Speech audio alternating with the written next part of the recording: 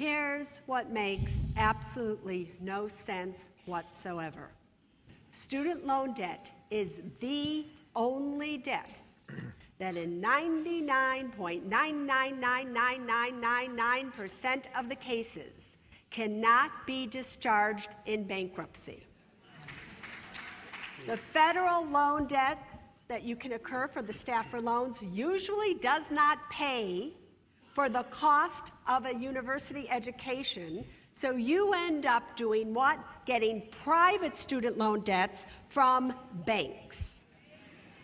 Banks aren't regulated like the federal government, where the maximum interest rate on a Stafford loan is 6.8%. On a PLUS loan, you're looking at 7.98%.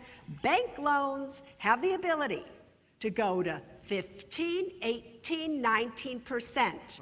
And the United States government bankruptcy laws protect those banks. So the banks can screw you with the interest rates that they are charging you, and you do not have any rights whatsoever to say, I cannot afford this. Then the system allows you to defer your student loans, to do forbearance on your student loans. What does that mean?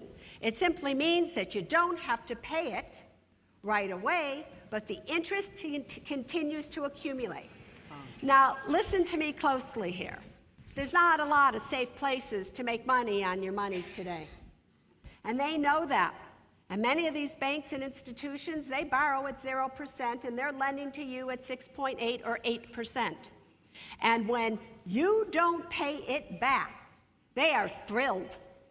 They are thrilled because it starts to compound and compound and compound, and 40,000 turns into 80,000, turns into 150,000, and then you think you've been getting away with something because you haven't been able to pay it, and then they contact you, and you have got to pay back that $150,000. You can't. What do?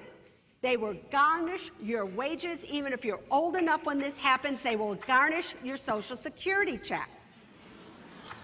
Wow.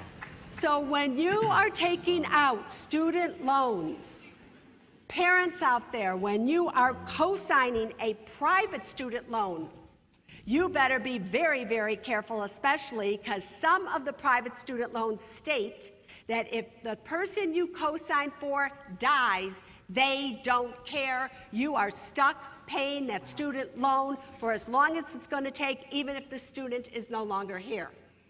So all the rights are going to the institution. So you better think twice before you think an expensive education is what's going to get you a job when there are no jobs out there to be gotten.